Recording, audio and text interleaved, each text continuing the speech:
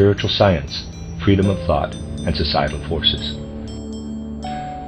For observers of contemporary culture, it feels somewhat like an oppressive nightmare to realize how few people understand that we are on a slippery slope with regard to the most important aspects of our culture. Surely the events of recent years, which broke over us like a tidal wave, have made this fact obvious. Nonetheless, many of our contemporaries clearly believe that if we just start with our current situation, everything else will fall into place. They assume that we will be able to avoid deepening chaos without implementing comprehensive changes. Over the years, I have felt compelled to speak out against this perception, pointing repeatedly to the need to learn new ways of thinking that will motivate us to plumb the depths of our intellectual and cultural life in search of foundations for a real restructuring of public affairs. Admittedly, a small number of people are indeed aware that decisive action is needed if we are not to continue down this slippery slope. Even these few people, however, show little understanding of the reality of the situation, namely that we must make every effort to achieve a new metamorphosis of the human spirit if we hope to heal the many pathological aspects of our declining culture. Three phenomena shed light on the most important points for understanding our need and our time and its needs. The first phenomenon, which I would call the principal shortcoming of our time, is inadequate insight into cultural and spiritual affairs. For decades, my lectures on spiritual science have attempted to draw attention to this shortcoming and its consequences for humanity's present and future development. The second phenomenon, which I would call the principal demand of our time, speaks loudly and clearly in contemporary realities. It has resounded in many hearts for over a century, ever since the words of Schiller's Don Carlos were first uttered, quote, "Give me, us, freedom of thought." Close quote. Deeper insight into the political and cultural events of our time reveals that many social demands actually conceal a demand for the free activity of human thinking, the inmost core of our being.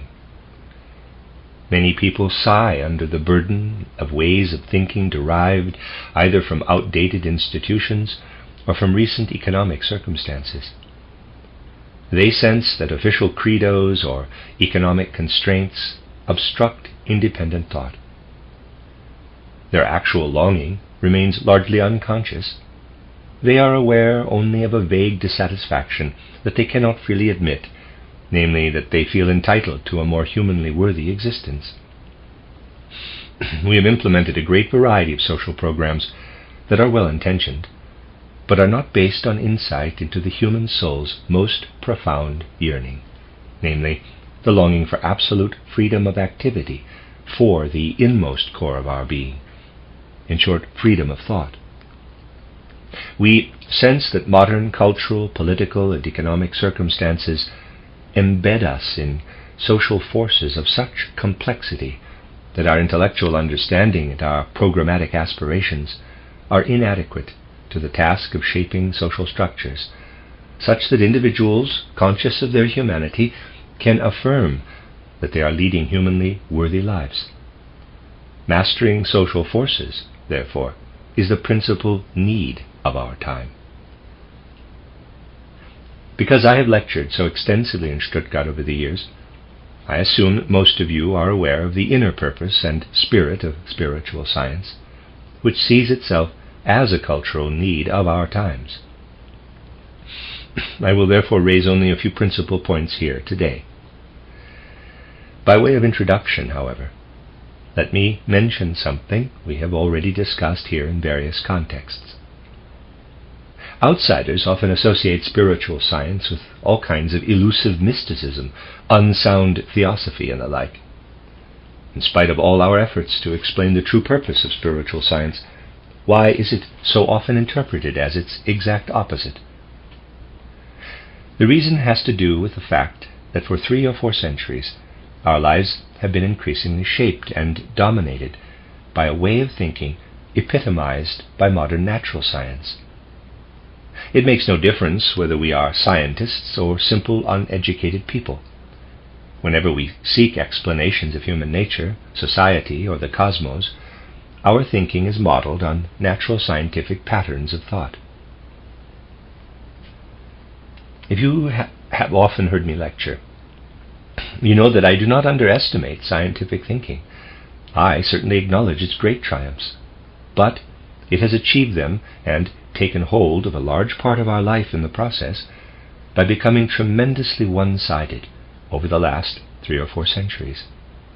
When we think scientifically, our knowledge is based on lifeless nature, that is, on physics and chemistry, which leads straight to technology. This same thinking underlies all of our modern institutions, and even infiltrates our methods of healing and other aspects of knowledge intended to be directly helpful to human beings. But if we are unbiased in acknowledging the monumental progress of biology, physics, and chemistry, and in appreciating the scope of conscientiously applied scientific methods, we will also be fully aware of the limitations of natural scientific thinking. If we delve more deeply into what we now call real science, we discover that it is best at providing information about lifeless nature and the aspects of life most closely involved with lifeless matter. But when we consider the scope of natural scientific cognition, we stop short when we confront the inner nature of the human being. Without succumbing to self-deception, it is impossible to believe that the scientific views that lead so deeply into lifeless nature and produce such great technical accomplishments can tell us anything about human nature. Those who do not put their faith in the fable convenue of outer so-called history know that until 3 or 4 centuries ago, the inner nature of the human being was accessible to primal, instinctive knowledge. Humankind as a whole, however, develops and changes over time, just as each individual does. And at the current stage of our collective evolution, this instinctive knowledge is no longer possible. Since the days of Copernicus and Galileo, we have had to investigate outer phenomena consciously. Now, we must also investigate human nature consciously. At the decisive point where natural science proves incapable of insight into the essential nature of the human being, we must fall back on the intellectual modesty, as I have often called it, that is the starting point of truly human development. Unless a genuine feeling for knowledge leads us to intellectual modesty, we will not achieve real insight into the nature of the human being. Imagine how 5-year-olds relate to the contents of a book of Goethe's lyric poetry. They can do no more than look at the book or perhaps damage it. We realize that they have yet to undergo the development that allows the contents to speak to adults.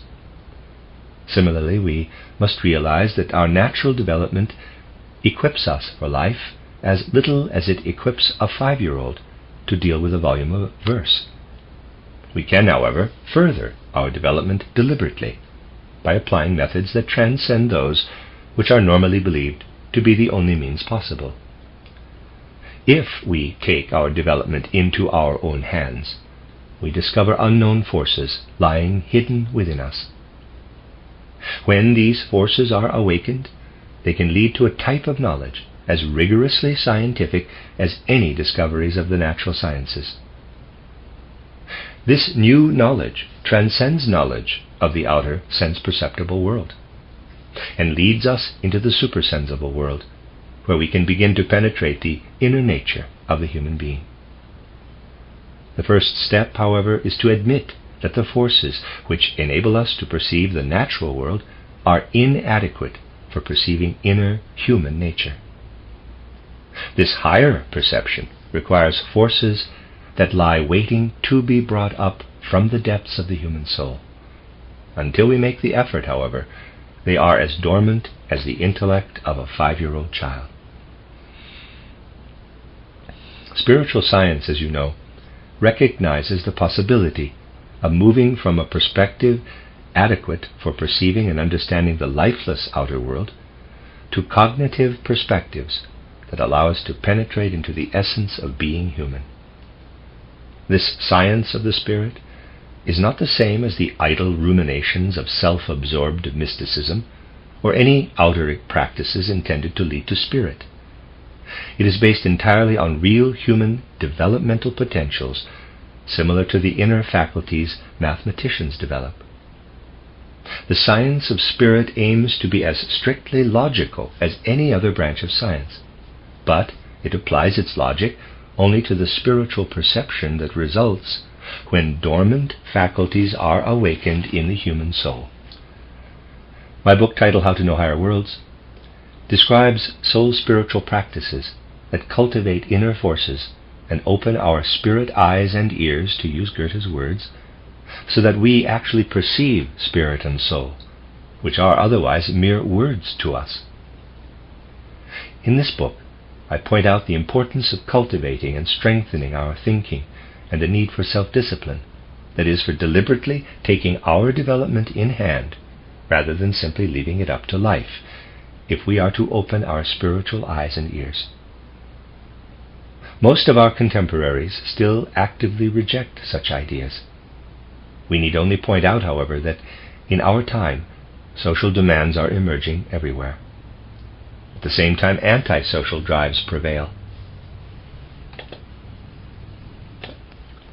These anti-social drives stem from the fact that human beings pass each other by without understanding one another.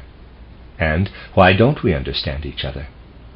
Because what we call knowledge is all in our heads. It is limited to the intellect and does not pervade the whole person. The unique aspect of our spiritual science is that the insights provided by the forces it cultivates do pervade the whole person. They not only speak to our intellect or our heads, but also pour into our feelings and our will. They imbue our feelings with understanding for the other human beings around us, and imbue our will with ethical impulses and a sense of social responsibility that also has immediate practical impacts. An unfortunate distinction between intellectual and manual work is currently being proclaimed on every street corner. What is manual work? Nothing more or less than applying our bodily instruments in the service of our will. We will understand the inmost impulses of spiritual science, however, only when we keep the whole person in mind and realize, as I have so often said, that our will is a spiritual element that pulses in everything we do as whole human beings and reflects back into our reason or our heads. I hope you will forgive me for mentioning several personal examples at this point. I do so only because they will clarify the objective state of affairs. As you know, the Goetheanum that is under construction on a hill in Dornach, Switzerland, in the Jura Mountains, is intended to become a college of spiritual science. When we started planning the college and its building, it was out of the question to consult any architect who worked from an outdated architectural or artistic perspective. This building, dedicated to the pursuit of spiritual science, required a different approach. From the very beginning, our spiritual science has proven capable of involvement in all the outer manifestations of culture. It is truly able to revive and fructify our dated art and architecture, as well as our working life and practical affairs. Clearly, we could not simply hire someone to construct a building in the Greek, Romanesque, Gothic, or any other style. Spiritual science itself gave rise to the architectural ideas of what the building would have to look like in every line and form. Even in its smallest details, it is a visible crystallization of the ethos of spiritual science. But to return to the personal examples, in the fall and winter of 1913-1914, I built a detailed model of the entire building. Even the architectural drawings were based on it. So was that manual labor or intellectual labor? In this case, the two coalesced and functioned as a unity. I know this because I did it. Then again, there is also almost nothing in the building that I have not had a hand in, like any other worker. And you might also be interested to know that we are working on a 9.5-meter high wooden statue, an artistic representation of the human riddle of our time, to serve as the focal point of the interior. The work is artistic, but it resembles nothing as much as chopping wood, if I may say so myself. And I have calluses on my fingers to show that the creative intellectual work that takes place there from morning to night involves real hands-on activity. And a final example. A short time ago, we had to come to a financial decision about whether to make or purchase chairs. The bid we received was outrageously high, so together with one of our exceptionally skillful workers, we made a sample chair in our art studio. When it was done, there was no way of telling where the intellectual work left off and the manual work began. By the way, those chairs will cost only 40% of what we would have had to pay the bidder.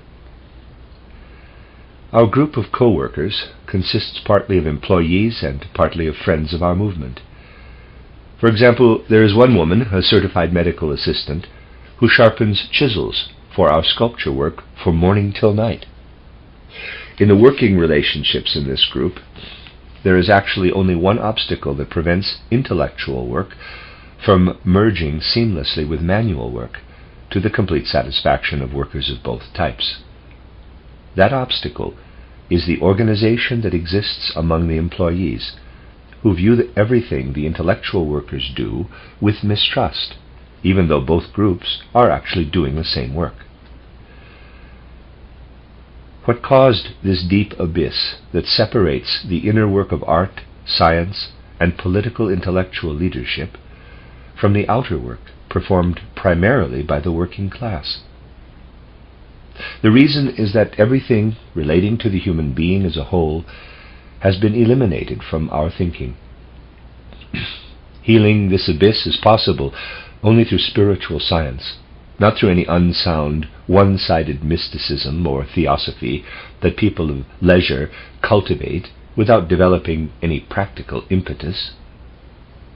Spiritual science fosters healing by involving the whole person. Having said this, let me add that I am certain that the knowledge I now represent before the world in full responsibility would never have come to me if I had not had to spend my entire life doing things that would ordinarily be considered manual work, because that kind of work also has specific effects on a person. So-called mental work that engages only the intellect does not reach the spirit. Today we think of manual labor or practical work as, quote, out there, close quote, and mental intellectual work as, quote, in here, close quote. Nothing could be farther from the truth. As paradoxical as it may sound to many people today, the separation between practical work and so-called intellectual work developed because both are devoid of spirit. Either we are stuck on the mechanistic treadmill of technology, as workers standing in front of machines and applying our intellect exclusively to the performance of mechanical tasks, or we are educated for intellectual activity and are insufficiently involved in real practical work. Our intellectual activity is as devoid of spirit as our practical activity. Spirit will be present in our thoughts only when they are fully saturated with reality, when we are harmoniously involved in the world as whole individuals, and when we think not merely with our heads, but as people who touch and shape things with their hands and notice how practical activity reflects back into the head. The products of disconnected thinking are as devoid of spirit as any products of machines. Spiritual science as we know it must not engage in a form of mysticism that is remote from everyday life, but must grow out of full involvement in life. In comparison to the usual intellectual and cultural activity of today, spiritual science must be much more completely saturated with reality. But can we actually call our contemporary intellectual culture, quote, saturated with reality, close quote? Don't we see that our science is powerless to grasp the Spirit? In our culture, we usually think we are involved in unbiased scientific activity. This unbiased science, however, came about over the course of several centuries when social conditions allowed the religious denominations to monopolize everything that people wanted to know about soul and spirit, about the life that transcends birth and death. We were allowed to think independently about the outer sense-perceptible world, but not about soul and spirit. As we adapted to this centuries-long ban on soul and spirit research, our scientists became accustomed to limiting their thinking and investigation to the sense-perceptible world. Ultimately, through an elaborate process of self-deception, they arrived at the conviction that exact science was inherently limited to studying the outer sense-perceptible world, and that soul and spirit research went beyond the limits of human cognition. This idea took root in modern sensibilities until it pervaded all aspects of our life. Such a limited approach allows fruitful thinking about the natural world, but proves inadequate as soon as it is applied to human society. To establish genuine social sciences with a real impact on life would require imbuing ourselves with an holistic view of the human being. The influences I have just described have prevented us from developing such a view. That is how we came to accept spirit and soul as merely the fixed outcomes of centuries of dogma, rather than as legitimate subjects for research. Spirit and soul hover over quote-unquote real life like so much smoke and fog, and we have come to view reality as if shaped exclusively by economic forces. We have ceased to believe that spirit works in economic forces, and this disbelief has led to the disastrous conviction that spiritual, cultural, and intellectual life will develop on their own, out of purely economic forces, if those forces are simply organized appropriately. We lack any insight that economic phenomena were originally manifestations of spiritual activity. We also fail to realize that our culture has become estranged from the real world. Its recovery will require a real science of spirit, capable of understanding human beings as fully and completely as the natural sciences understand machines. This science of spirit, however, must be based on the cultivation of forces in human nature. To put it briefly, it has become extremely difficult to recognize that spiritual science must become the foundation for understanding and mastering societal issues. The human intellect seems to lack the impetus to delve into real life, and as a consequence our lives will become increasingly chaotic unless our feelings and will are stimulated by other impulses that allow individuals to relate to each other on a one-to-one basis and to shape and direct social forces. No matter what methods you adopt from our exact and exemplary natural sciences, you will not be able to develop social sciences on the same basis. Trying to apply to the social sciences perceptions and ideas acquired without benefit of the insights of spiritual science is like trying to apply paint to a greased surface.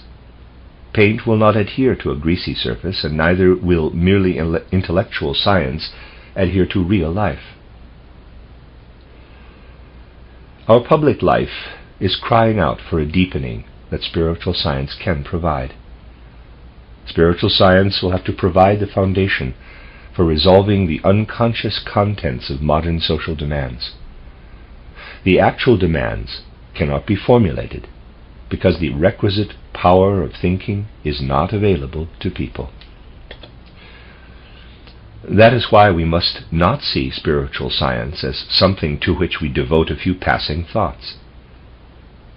In fact, it is one of the most necessary prerequisites for the recovery of our public life. As a pragmatist, I know what people will say, that they have jobs, they have to work, and they don't have enough time to devote to something as complex as spiritual science. On the other hand, no matter how busy we are today, we cannot avoid noticing that we are treading on a slippery slope. Does what we are busy doing simply help lead the way into chaos? Don't we really need to devote every hour we can spare to radical prospects for recovery? Spiritual science, as we know and practice it, is intimately related to the century-old cry for freedom of thought, which is actually a cry for social freedom.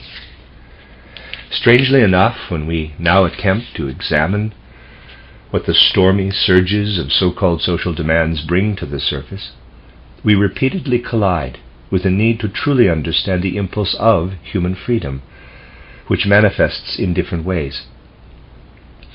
We touch on an important point here, a point acknowledged even by Woodrow Wilson, whom I consider the most hapless of all the influential and so-called outstanding individuals of our times. Since I never spoke differently about Woodrow Wilson, even during the war, on neutral ground, when he was being worshipped everywhere, I suppose I can continue in a similarly uncomplimentary vein. Many passages in Wilson's book titled A New Freedom suggest that social conditions can be improved only by taking people's quest for freedom seriously. Obviously, he is primarily aware of conditions in America. But what does human freedom mean to him?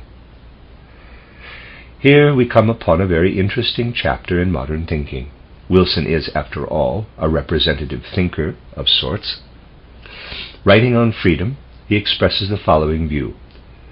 We can get an idea of freedom by looking at how a gear functions in a machine. If the mechanical device operates freely and without hindrance, we say that the gear moves freely. Similarly, a ship's machinery must be adapted to the motion of the waves, so the waves help propel the boat forward freely rather than obstructing its progress. Wilson then compares what the impulse of human freedom ought to be to a gear in a machine or a ship in the ocean waves, claiming that human beings are free when they move forward freely in the context of outer circumstances, when their forces are integrated into outer forces and are not obstructed. I find it very interesting that this strange view of human freedom should emerge from our modern scientific way of thinking. Isn't it the opposite of freedom, when you are so completely adapted to outer circumstances that you can only move with them, not against them? Doesn't freedom demand the ability to resist outer circumstances when necessary? Wouldn't we have to compare freedom to something that allows the ship to turn against the waves and stop if necessary?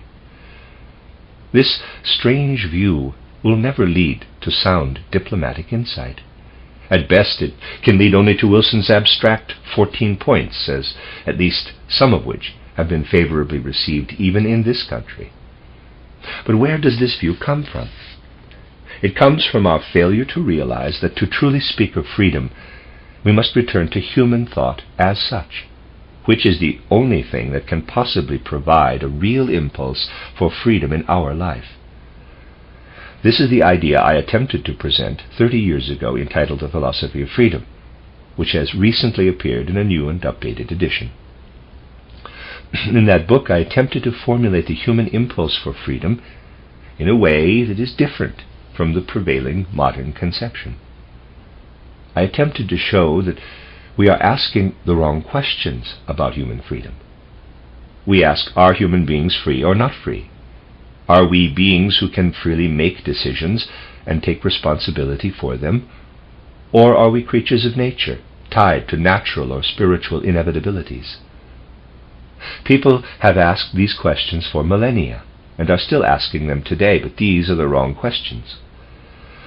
Our questions about freedom are actually questions about human development, the development we undergo in adolescence or even later in life, in order to acquire inner forces not provided by nature.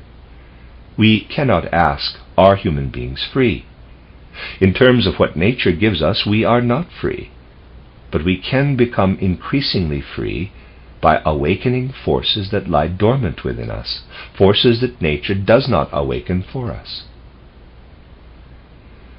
The appropriate question is not whether human beings are free, but simply, is there a way for human beings to acquire freedom? And yes, there is a way. 30 years ago, I attempted to show that when we progress to the point of developing an inner life, in which we grasp the ethical motivation for our actions in pure thoughts, we can then attribute our actions to real thought impulses, not simply to instinctive emotions. Such thoughts merge with outer reality as lover and beloved become one. When this happens, we approach freedom. Freedom, therefore, is as much the child of thought, conceived in spiritual clairvoyance rather than under outer duress, as the child of true devoted love for the object of one's actions. This is what German culture was striving for through Schiller, when he opposed Kant and sensed something of this freedom. We could do well to continue to cultivate it today.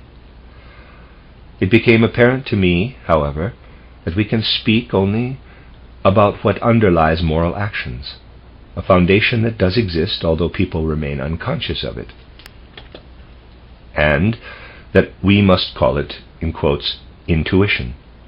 This is the moral intuition of the philosophy of freedom. This was the starting point for everything I later attempted to accomplish in the field of spiritual science. Please don't think that I am being immodest. I am well aware that this book, which I wrote 30 years ago as a young man, suffered from all the childhood diseases of 19th century thinking, so to speak. But I also know that the intellectual life of the 19th century also planted the seeds of a type of thinking that leads to the spirit.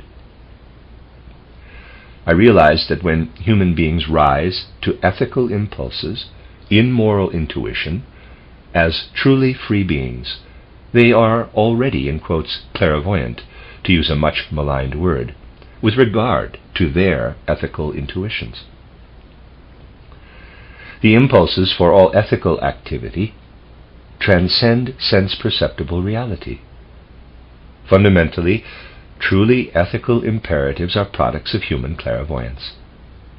In this sense, there is a straight line from the philosophy of freedom to today's spiritual science. Freedom emerges only in human beings who cultivate their own development. As this development continues and we extend the foundations of freedom, however, we can become independent of any ethical system and rise freely into domains of spirit. Freedom, therefore, is associated with the development of human thinking. Essentially, freedom is always freedom of thought.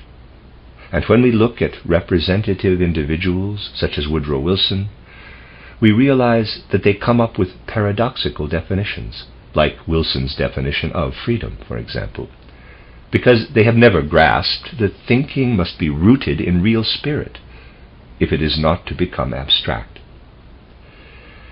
Examples such as this reveal the principal shortcoming of our modern intellectual culture, which consists in not discerning the spiritual nature of the human being. We then also recognize freedom of thought as the principal demand of our time, and mastering social forces as its principal need. Now and in the near future, our life must move toward providing a foundation for these three principal phenomena.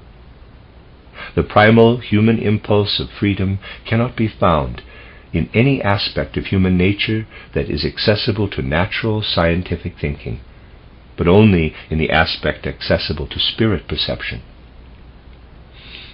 Freedom has been the subject of much contention because people want to make decisions about it without so much as setting foot on the ground that supports insight into the immortal nature of the human soul. But without an unbiased approach to thinking about human immortality, we are in no position to consider the essence of human freedom. We will not discover the essential character of this freedom if we seek it anywhere else than in a type of thinking that is not natural. Once found, however, it fills individuals with the impulse to become truly socially responsible beings, inserting us into the social order in a way that releases social forces from within, which is exactly what we need. I mentioned earlier that during the construction of our building in Dornach, people who have actually achieved certain heights of spiritual training volunteered for very ordinary, dirty work, and proved no less competent in that regard than people we normally call manual laborers. Admittedly, the Goetheanum is a symbol or representation of our spiritual scientific movement, and the social basis of its construction is not exactly that of a for-profit venture. Titled Social Renewal, and my lectures on the threefold social organism, present the possibility of creating similar foundations for all of our public life. It is simply a shame, however, that many people in other countries cannot visit the building because crossing national borders is impossible at the moment. Why has an anthroposophical group managed to free up social forces that allow the proletarian ideal to be realized, although not in the way it is usually conceived? Because everything we are doing in Dornach, down to the last detail, rests on a holistic approach to life derived from spiritual scientific impulses. The basis of what we are doing there on a small scale could also be applied to all public life. Every factory, every bank, every entrepreneurial venture, all aspects of practical life could be reorganized on the basis of a science that uses the methods I have described to penetrate deeply enough into the essence of human nature to grasp living realities, instead of abstract thoughts and abstract natural laws. We are not looking for abstract mysticism, but for facts that ground us in life's realities. By recognizing the essential nature of the human being, spiritual science also discovers social forces that enable us to organize life in ways that would allow everyone to lead a humanly worthy existence. Therefore, social forces, freedom of thought, and spiritual science are all related.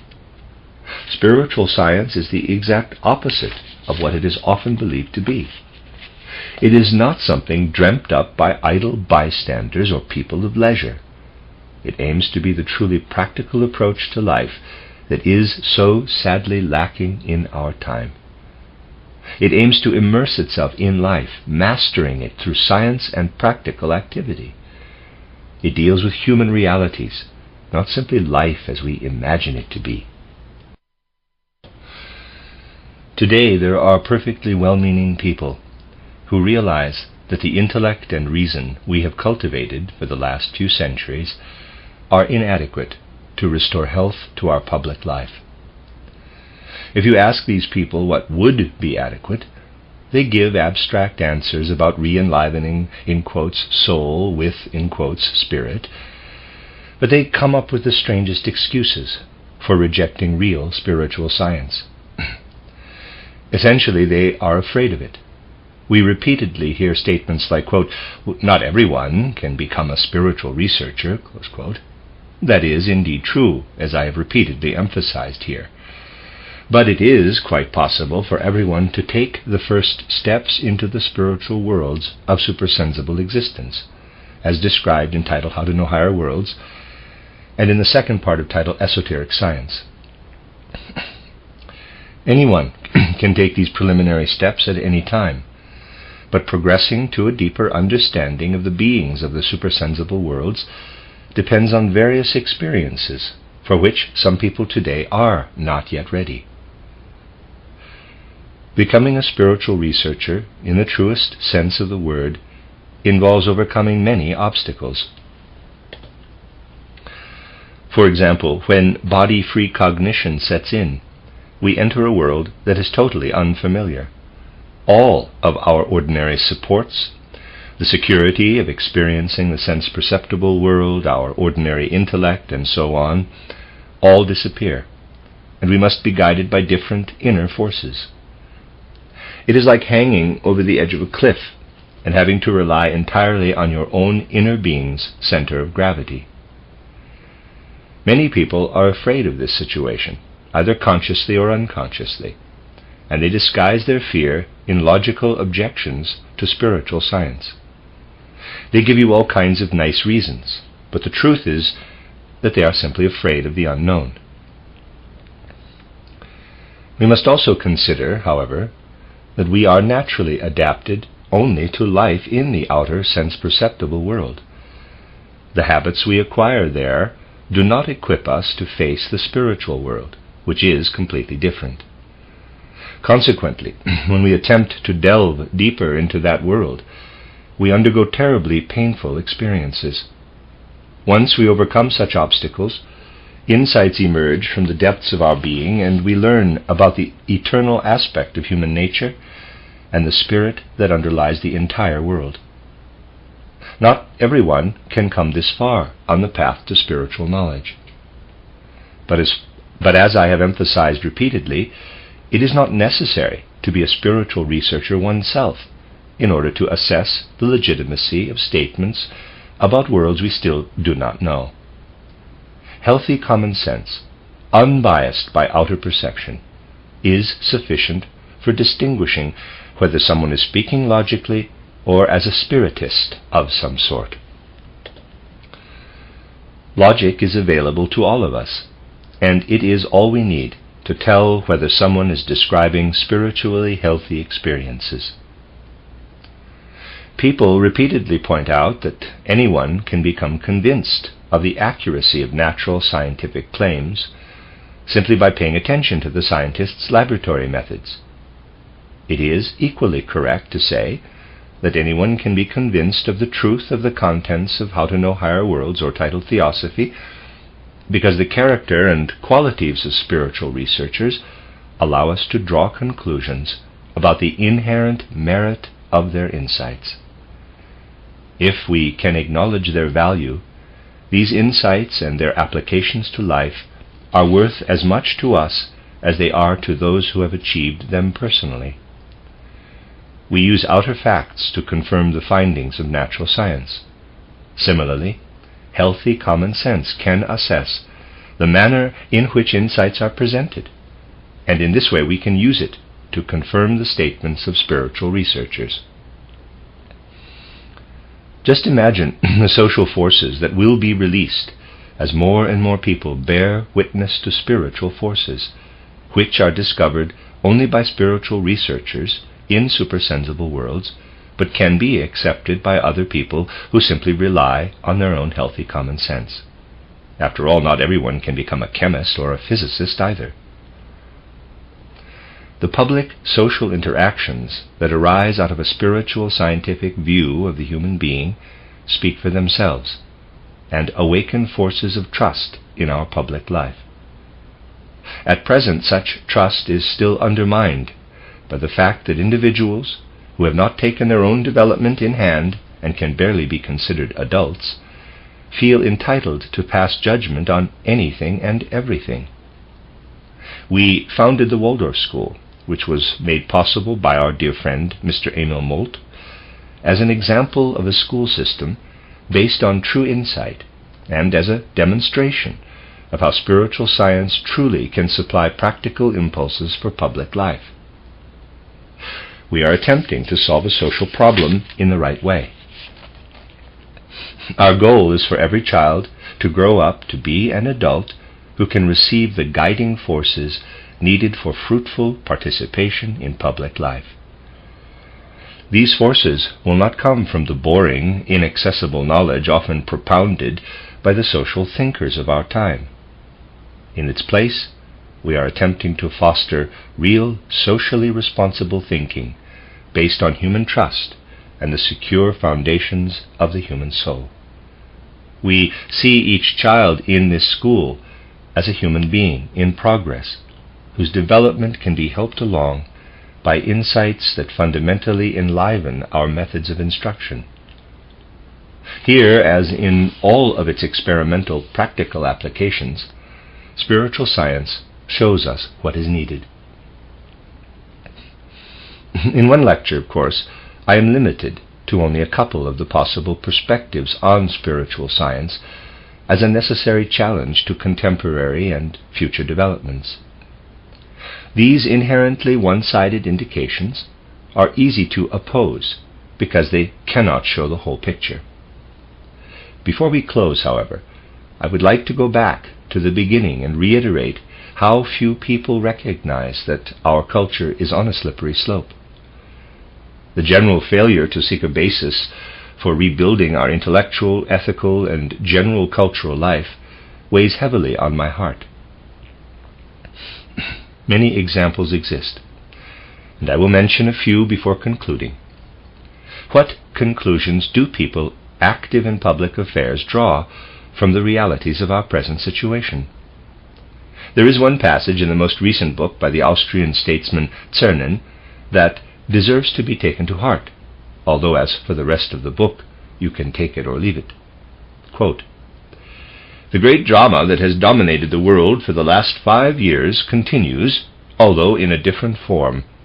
I believe future generations will refer to it as the World Revolution, not the World War, recognizing that the war was only the beginning of the revolution. The treaties of Versailles and Saint-Germain will have no lasting effect. This peace harbors the destructive seed of death. The struggles that convulse Europe are not abating.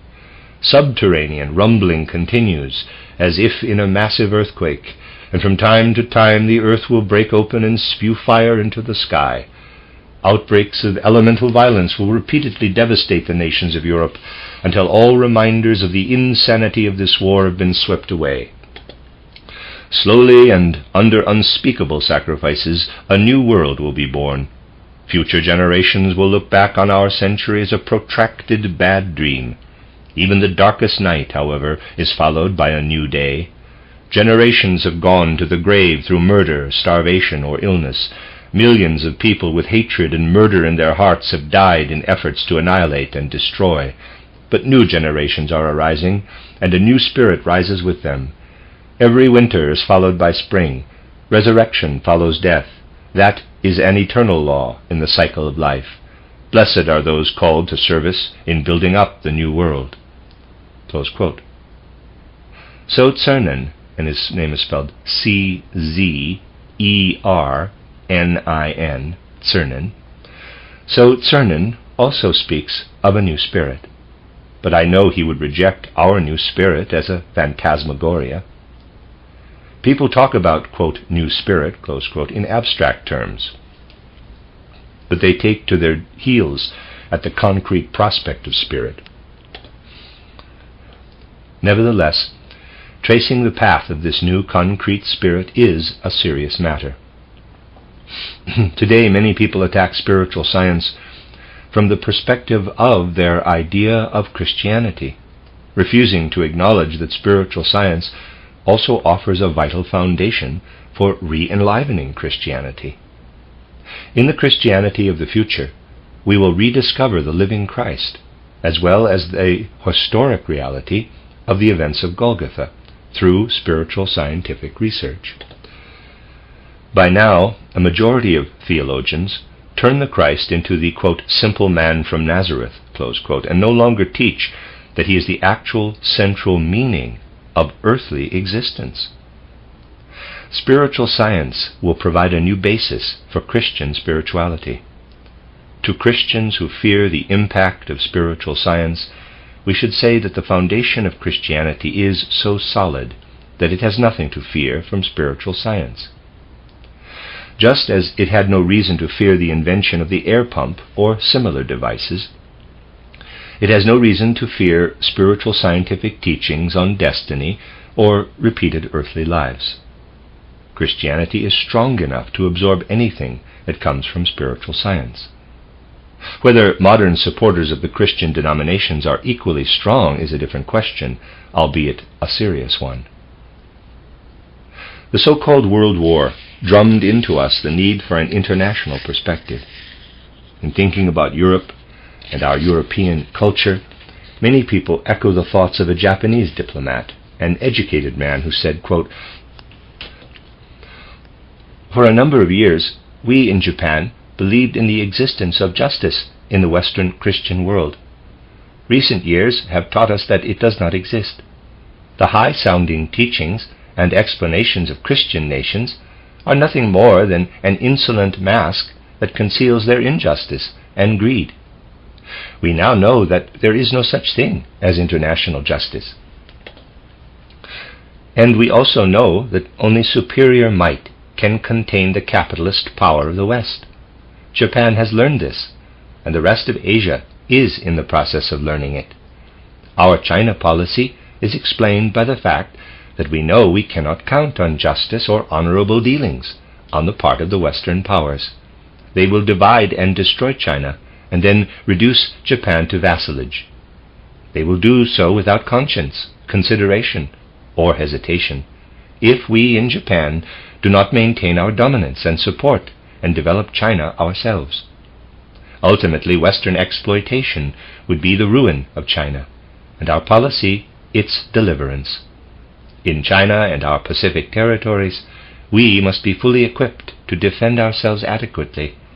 For us to trust an Anglo-Saxon federation or to believe in any latent, let alone prevailing justice in Christian civilization would be proof that we are idiots who deserve the destiny of national ruin, which we would inevitably face at the hands of the Western powers." Close quote. Whatever we may think of these words, they reveal how the world thinks about us, and we have every reason to regard them as fact. Especially when they come from people who actually ought to be aware of what our spiritual culture demands. Repeated objections to my efforts to present a new spirituality are truly misplaced. Let me read that sentence again. Especially when they come from people who actually ought to be aware of what our spiritual culture demands, repeated objections to my efforts to present a new spirituality are truly misplaced. I mean objections such as, quote, "It is impossible to confirm what spiritual researchers say," close quote.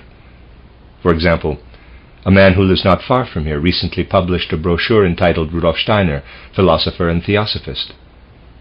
I would like to make only one point with regard to the spirit and logic of his remarks. He says, quote, Under certain circumstances, I would have to be an historian, a physicist, or a chemist in order to test their ideas for myself. I cannot confirm theosophical truths, however, if I am not clairvoyant."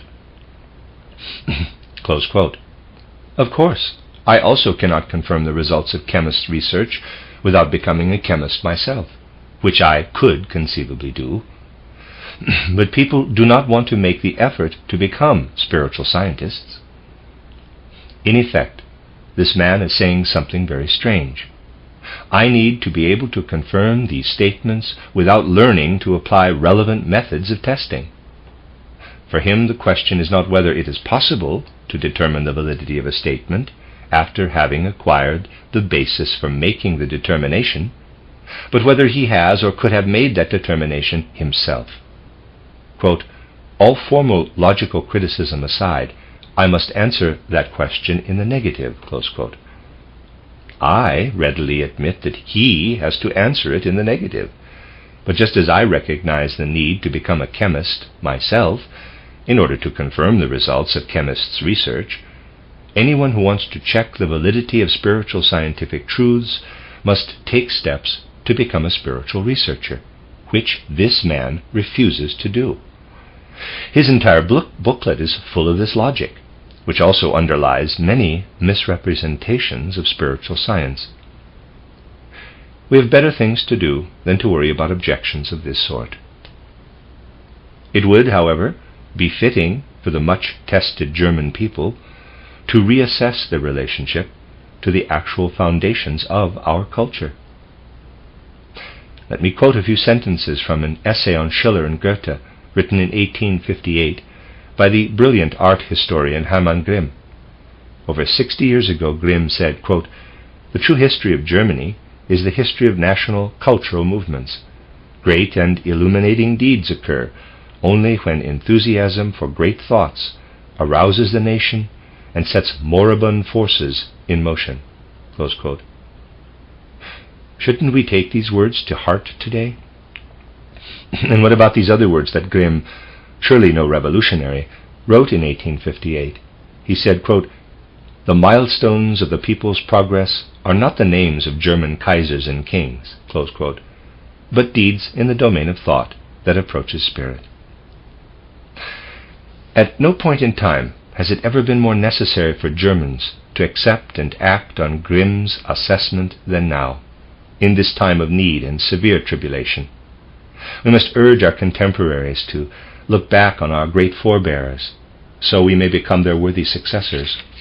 Are we to believe that our forefathers' confessions of faith in our culture are no longer valid today? Must we not continue their efforts rather than merely quoting their words? Quoting Goethe is not the same as understanding him.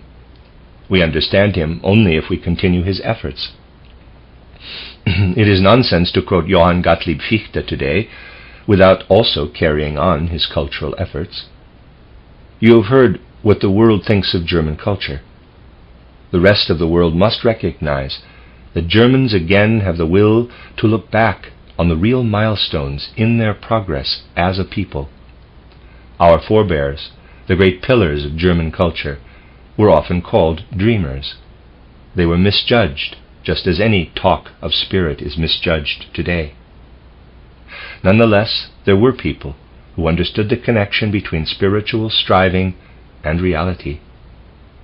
At an important moment, Johann Gottlieb Fichte said something to this effect, quote, "Other people say that ideals cannot intervene directly in practical matters. We idealists know that too, perhaps better than they do. But we also know that our life must take its direction from ideals. Those who do not realize this are not included in the world's plan for humanity. We can only hope that they will also be granted sunshine and rain at the appropriate times, along with good digestion and, if possible, a few good thoughts." Close quote. Much depends on the spirit in which we now look up to the activity of the great pillars of those who gave birth to German culture. Reality, not abstract judgment, will determine the outcome. If we, as descendants of these cultural forebears, learn to appreciate genuine spiritual practice, our predecessors will not have been the dreamers the world believes them to be. But they will indeed go down in history as dreamers if we, or our descendants, choose to remain ignorant of the real German spirit and neglect to come to grips with the realities of spiritual practice. May the German people honor the spirit invoked by German culture, and thus avoid condemning their cultural forebears to this ignominious fate. That is all I wanted to say to you today.